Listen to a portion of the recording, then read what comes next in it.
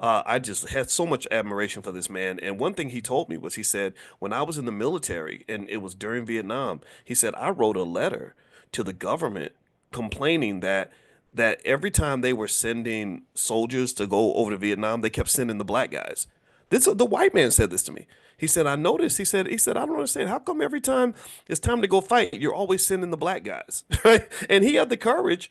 Again, why would he even have to do this? This ain't his issue, but he did this, right? And this is why we can't say everybody's bad, because this man was trying to do the right thing.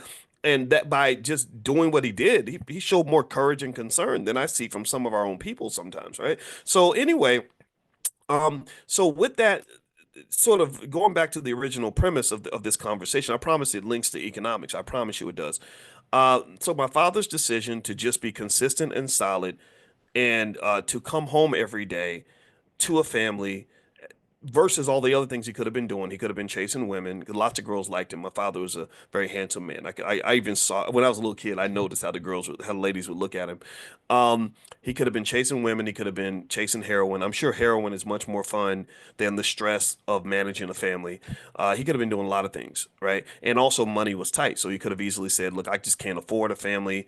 I'm just going to go and take care of me, and that's it." And that's a mindset, right? That's the mindset that allowed him to get past all that was the fact that he was raised in a family where you felt as a man that you had a responsibility. He attached to his masculinity the need to provide and protect for other people, right?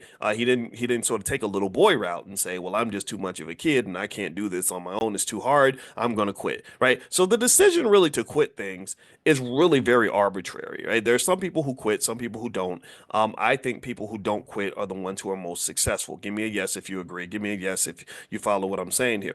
All right. Now, on the flip side of that, my mother's tiny little butterfly effect, or ripple effect, pivot moment was when she just decided, you know what, I want to have this baby. I don't know how I'm going to take care of it. I don't know what I'm going to do next.